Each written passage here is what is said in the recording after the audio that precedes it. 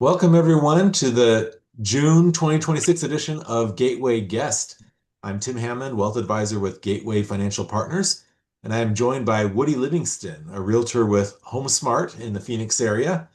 So today, Woody will discuss the home buying and selling process and how it connects to the bigger picture of your financial plan. Thanks for joining us, Woody. Hey, thank you, Tim. Woody has over 25 years of experience helping Arizona home buyers and sellers.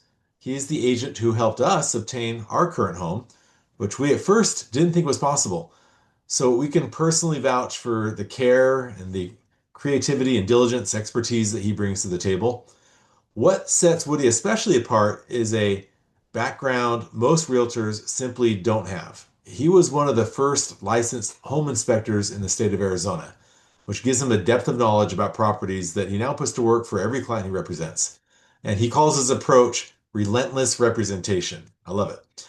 It's a commitment to fighting for your best interests from the first offer to the closing table, whether you're buying or selling. So again, Woody, we appreciate your time. Thank you. Appreciate And it. I have asked Woody to be prepared for a number of questions, but I might throw him some curveballs here and there, and we'll go the direction we need to go to make sure we're given the information people could benefit from.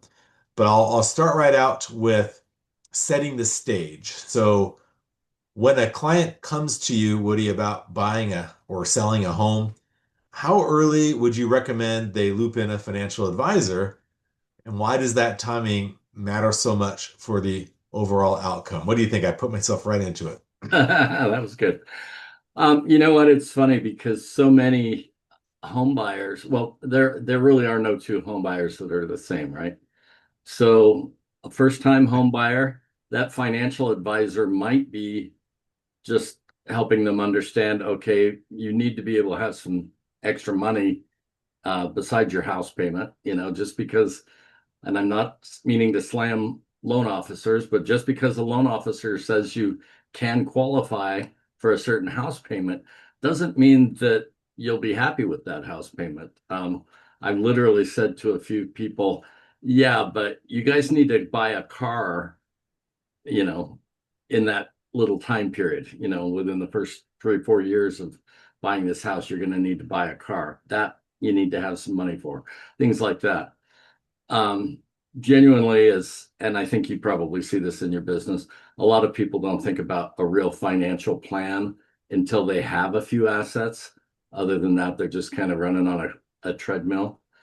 But certainly the first financial advisor that most people talk to is when we send them to a mortgage lender, or if they go out and they look for a mortgage lender. I would say that just like with a financial planner, they really need to find somebody that they can sit down, at least like we are, at least virtually face to face. And in the mortgage world, it really makes a difference to have somebody that's local.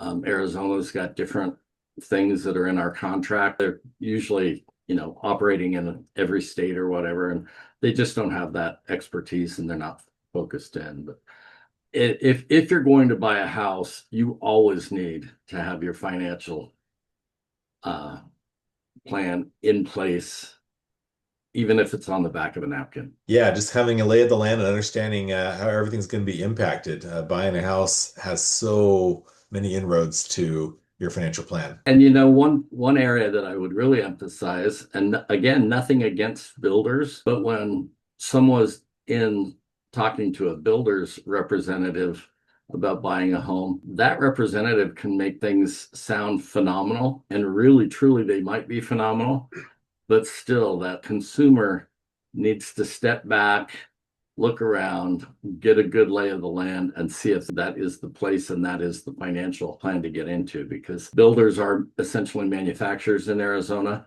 And just like car manufacturers come up with things because they're stacking up cars on the lot, builders will come out with incentives. And if they're not careful, they can get into a house that really will just not make sense for them because it sounded like a great deal. Yeah, I gotta be careful about the sales approach. I mean, your background as an inspector, I think, is especially intriguing and valuable. So I think that leads right into my next question. What are the most financially significant issues buyers may overlook, and how can discovering them early in the buying process or selling reshape someone's long-term financial plan? So definitely, I would say in Arizona with the tile roofs that we have, the single biggest thing that people just don't expect to have an issue with is the roof. And then there's the life support system that we also call the HVAC system or just the air conditioning. Yeah.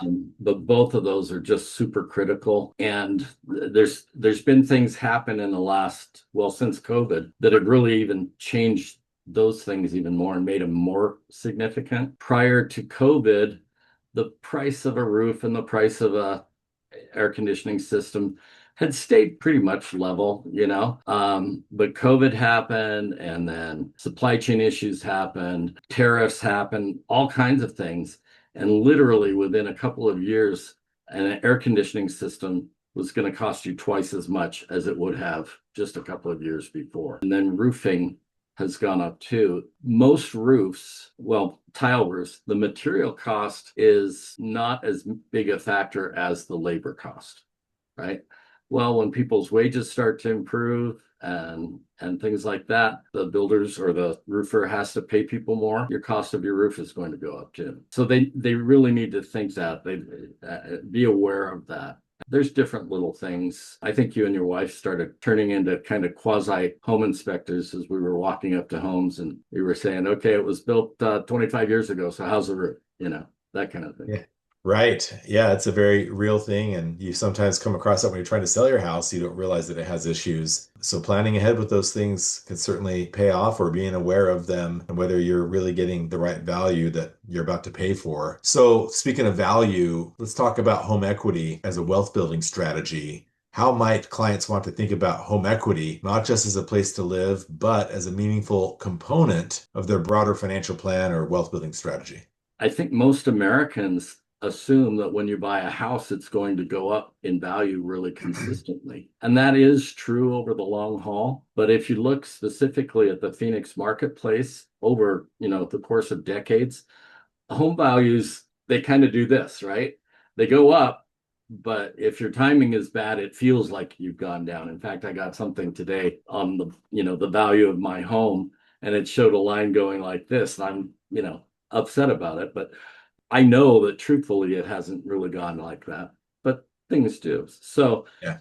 investing in your home, looking for equity to build is reasonable, but it needs to not be the thing that you're doing for the short term. Many years in Arizona, people were able to not really flip homes, but continually move up a little bit every few years and do that really well. And interest rates were low and predictable. And, builders were building nicer, newer homes a little bit farther out all the time. And people were able to do that. I'll say my wife's parents' generation really got to do that, from the Yeah. 70s through the 80s. And there's been a couple of big resets in the last 20 years on the values of homes. And you can look in many neighborhoods and see that homes have plummeted in value. Well, if people were planning on that for their golden years, it devastated people. And I personally have many friends that lost their homes in the big downturn at the beginning of the 2000s. It could have been devastating for them. They bounced back and, kept working hard. But it's a big deal when the housing market goes away. Yeah, it's true though. The house often represents a major portion of family wealth, and it can be a tool in financial planning. We certainly don't recommend taking out home equity to invest in the stock market, but potentially enhancing your home, of course, making improvements, or it could be a source of equity later in retirement, and maybe we don't need as much home. So thinking in those long-term views, I think is very worthwhile, and keeping that in mind in what home you're buying or selling now. So about timing, I definitely don't recommend market timing, but trends happen sometimes, and there can be a better time for you personally than others. So what signals would you say they should watch for when trying to sell or even when trying to buy? And how could those decisions intersect with the tax implications or retirement planning timelines? Oh, you're the expert on all that stuff, but I'll just tell you about how liquid your house might be one time of year compared to another time. How's that? Your house is never going to be liquid,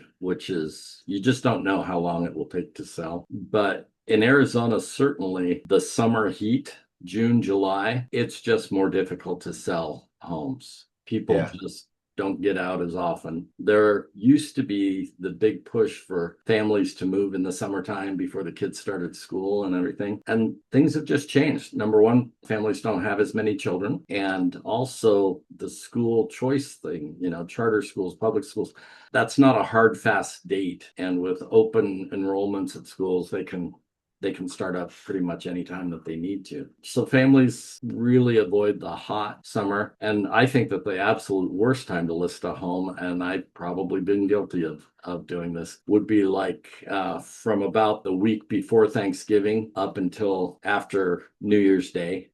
Um, I think we listed right after New Year's Day, right? oh, oh, but yeah, but it was not how many days on market, it was how many hours on market. Hours. It was in the peak of the market. You're right. And that, that's a really good point because housing was in such demand then, interest rates were low. It was a beautiful home in a beautiful area, and people jumped. The house was priced right. You guys already knew where you wanted to move, and the house was ready to go. And yeah, you just disproved me. So there you go. There's no Oh other no, we made explanation. sure the holidays were kind of behind us. I think we might have had a little jump start, but As I yeah, remember, the first time that the people saw the house, it was either Christmas Day or Christmas Eve. I yeah. think it So was it was Christmas about Day. Christmas time. Yeah, that's an unusual circumstance, but normally, right, when there's more supply, you might want to wait. That's a good point. And to speak more to timing, if you sell, you got to be in the house for at least 2 out of the last 5 years in order to get that valuable capital gain exemption. Right. 250,000 individually or 500,000 as a joint couple. But also, if you are, say, you're empty nesters and you're about to retire, downsizing right at retirement might be a boon for your portfolio because you would have potentially a good chunk of equity that you could supplement your retirement with and not have to rely on the stock market in those early years of retirement, which can be so impactful on the longevity of your portfolio. So, but we call that sequence of returns risk. You can really reduce that risk with a volatile market. So, Exactly. And they'll have other things that'll be kind of the wind in their sails at the same time.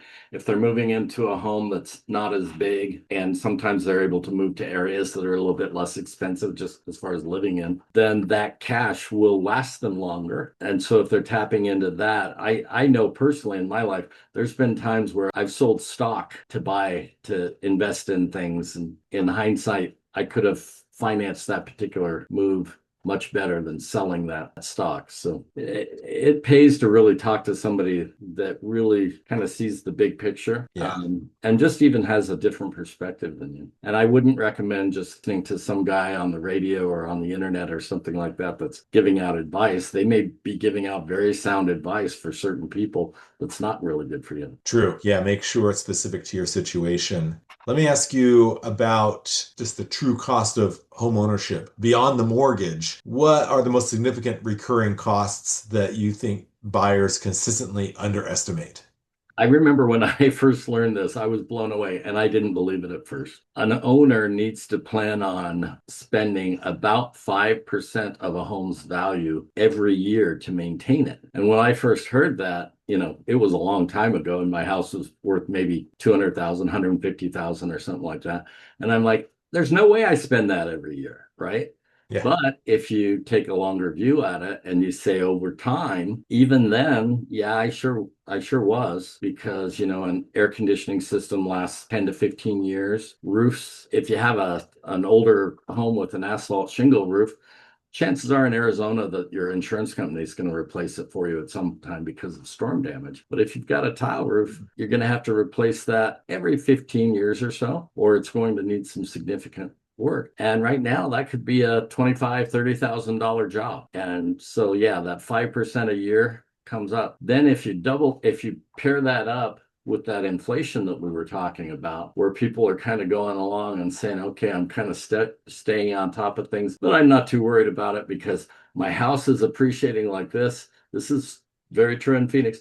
And everything else is kind of like going like this. Well, suddenly, if this comes up, suddenly that value of your house, there's not as much value there when you need to tap into that value to fix it or to upgrade it or to update it. So, there's significant things there, and planning and just understanding that you're not really special. Your house isn't magic. It's not going to be able to defy the odds forever. Things will Yeah. have to be fixed. We always are careful to budget in home maintenance as an ongoing expense, Yep. every Yeah. year into every And financial plan. it's part of saving, saving for a rainy day or whatever. And you would have a better understanding of kind of investment do you put that into? Do you put it into something that's less liquid that hopefully you'll get better return on, but you're going to need to access it sometimes. And Yeah, the other expense that's really getting people is the HOA fees. Many people have been surprised they'll find a really good deal on a home, especially a condo, and especially in some of the retirement areas where the price on the house is just great, or the price on the condo is just great. And then they get into it and they find out that, yeah, that's great, but you're paying $350, $400, sometimes more than that in HOA fees. right. And it's just to pay for some of the basic maintenance, and a lot of it goes towards insurance. And so that's a decision that can be made at the buying point and say, you know what, we really need to look for a different option, a different venue. Yeah, Maybe the little condo, that we thought we could lock and leave isn't the thing for us right now. It might be in the future. The HOAs get their financials balanced out and things like that.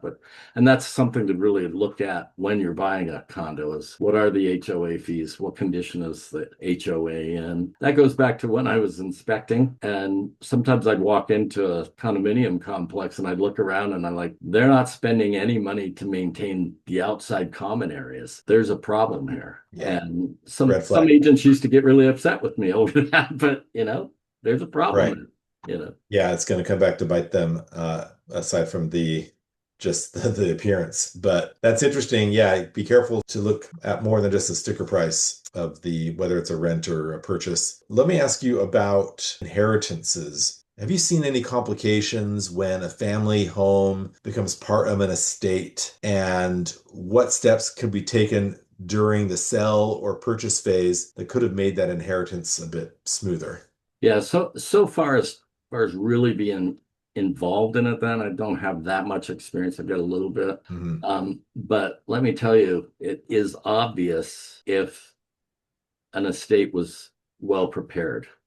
I have had clients that have looked at homes and understood that it's in probate or whatever, and we kind of go along. We're looking at that a little bit, do a little bit of investigation on it, and you find out, okay, yeah, but knowing that well, for example, a home that was valued around $500,000 and it was in probate, and they may have even had it listed for 480 or 490. With a little bit of looking, I was able to see that the parents years ago had gotten it with a VA loan, so nothing down. And then they had taken out a VA loan. They'd refinanced it and taken more money out with nothing down. So they had pretty much spent all of that equity. And so the sellers, the estate, they were in a tight position. They had to get a certain amount, or I suppose they could have just let the house go and all of that, but it was a Yeah, bad position. And then when people don't have their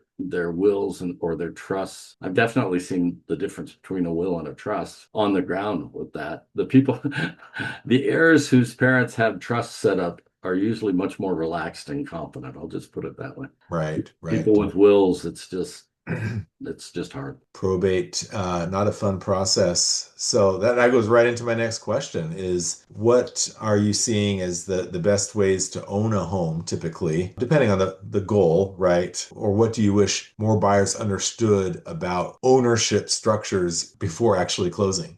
So there you're probably asking me the question more as an old geezer that's, raised my kids and gone through the phases of life because, there are different things. We set up a trust many years ago and put our home into it, and we had young children. there were going to be needs. If something happened to my wife or I or both of us, there were going to be needs that are far different now. And guess what? We own the house outright now. So I mean, it's different. But the trust can be put to work in ways in both of those situations where just the same trust, where if it was a will, it's very stagnant and just addressing, okay, pay for Jimmy's education and all this kind of stuff. So that's where it really pays to have an objective person putting that together. We have probably ignored our trust a little bit. We probably need to update it quite a bit. The difference when you're grandparents compared to being parents, and what you want to be able to do for children and what we need to be able to plan for. But I will tell you that I think the best money I've seen any of my personal family members spend on preparation for their own mortality is talking with somebody that really knows about a trust and getting things set up that way. I've seen trusts set up and how smoothly and how well that went. And I've seen, no will at all. And then I've seen wills, and trust is best, definitely the best. No will at all is hard on everybody. Yeah. Technically, you can avoid probate without a trust, but if you have multiple beneficiaries, especially, you can make it so much smoother for them with a trust, which may cost significant money, but relatively inexpensive depending on where you get it done. And most people just need a simple trust for their home. In fact, through our partnerships, we can offer it for free for most people. That's available to the public, but it depends on the situation. So by all means, consulting around how they should best own it. Or even if you already bought it individually, you can still change ownership and make it a lot easier for your family, for your heirs. Like you said, a much smoother process. So And we're thank not you. beaver cleaver families anymore, right? We have so Right. many families. In fact, I think most families, the children may have a couple of sets of parents, and the parents, there may be stepchildren involved or things like that. And people want different things to happen. And if they want that to happen, they need to plan it out and think it out. And then I'm a big fan of transparency so that when grandpa dies, someone's not expecting a windfall when they find out those huge checks he was cutting to everybody every year. That was him spending down his estate. Don't don't get used to that coming down.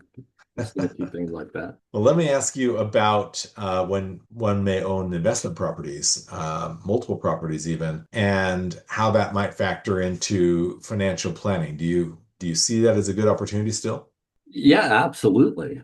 The one thing, right now it gets a little bit of play in the news and things with huge Wall Street corporations buying single family homes. And up until I think it was about 2012, they either weren't allowed to or they just didn't. And it was when the last big housing correction happened, they got into it and they started buying a lot of homes. People in real estate back at that time would tell you that, they'd show up at the county steps and, 300 homes would be sold off at auction and there would be three buyers and they were all corporate entities buying these homes. What that tells you is if you're set up right, that investment can continue on after you, right? Because if Wall Street can buy it and make money over it over the long haul, it may very well be that for the individual family, if they've got the right plan, it can continue on for at least some period of time. And at least then they aren't feeling like they have to hurry and sell because the family needs the money and things like that. The investment properties can continue to spin off some income. But then again, they need to have a plan and everything set up so that, they know how they're going to be maintained and so forth. The best plans I've been able to see up close is when there's some sort of a plan in place. And almost always the investment properties are usually gradually disposed of, gradually liquidated in a way that just makes sense for them. You don't want to just have, oh, grandpa died and now the house is for sale type of a thing going on if you can help it. Yeah. But So it's, if you're going to invest in real estate, residential real estate's definitely the way to do it compared to commercial real estate. But you kind of roll up your sleeves and have a little sweat equity in that. You can obviously outsource things and build your own little real estate empire. Everything has risks. I've seen that comprise significant portions of retirement income, having real estate properties, but then as they might become more of a burden, more than they're worth, than selling them for the equity. So it's all how much time and effort you as maybe a property owner or even a landlord are willing to put up with. But I would never dismiss the idea of real estate in a financial plan if it's the right fit as And far that's as the thing. investments go. And it really depends on when they bought it, what kind of a deal did they get, and how well have they been able to keep it occupied, producing income. If they bought it high and they've got a big debt load on it, get rid of the thing, as part of your plan. So Yeah, it might make the most sense. So let me ask you about renovations and improvements, the ROI versus the value or even the estate value. What might you be passing down? Are there certain things, improvements that you think are probably not worthwhile because it's money that will probably not be recouped versus other things that can add significant long-term value to a home? that's really where I personally start thinking, look at it as your home and not as an investment. Years ago, typically people moved every 5 years. That's changed dramatically over the last decade or so. And now people are staying in their homes as long as 10 years. You're going to need to replace some of the systems in the house, the air conditioning and the roofing, for example. I don't see any downside to doing that kind of a thing early. So in other words, if you've got an air conditioner and you have somebody come out and do a little repair on it or a little fix on it, and they say, yeah, it's getting there, but you might have another year or so in it or another couple of years. For many, many years, people would go, huh, good, and just think I'm gonna kick that can down the road. With inflation and there's technical things, they've changed refrigerants several times relatively quickly. It probably makes sense to replace an air conditioning system, a heat pump, sooner rather than later for a number of reasons. Number one, you're getting it cheaper than it will be in a year or in 2 years, unless anybody sees something on the horizon that says prices are going to go down. But also, you're going to have comfort. You'll have some savings, energy savings. And guess what? If you're listing your house for sale and you say it's got a 5-year-old air conditioner on it, you will get the same value as if you sell it saying it's got a 1-year-old air conditioner on it. But the more efficient air conditioner would have had a chance to pay you back some of that, right, with the lower bills. And your value of your home will be just the same, but you will lived in it comfortably for that time. If you're nursing that air conditioner along for that long, and let's say 6 months before you sell, you have to buy a new air conditioner, you're really hosed, right? Because you have to do it at the going rate, which is usually summertime. It's going to be higher, hotter, and that. So I would say, generally speaking, get on the big maintenance items early, pay for them. If you can pay cash, but get them paid for, and then you just enjoy the home. As far as really trying to improve the home and get something out of it, the improvements on a home should be things that you enjoy. Don't buy a home and put a swimming pool in and think that you can get the money back out of it in a couple of years. Buy a home and put a swimming pool in and play with the family in it and get the money, get the value out of it that way. Paint, always good, always a good investment. Soap and Yeah. water, cleaning the place up, keeping it clean, keeping the landscaping in good condition, always a good investment. What about a backyard cottage? Actually, you know what? That used to be like oh man, why would you do that? But the laws have changed significantly in Arizona. And now just about anybody anywhere, unless there's an HOA that is specifically prohibiting it, and many do, but you can put a backyard cottage in and rent it out. And so truthfully, that could be a terrific investment, Yeah.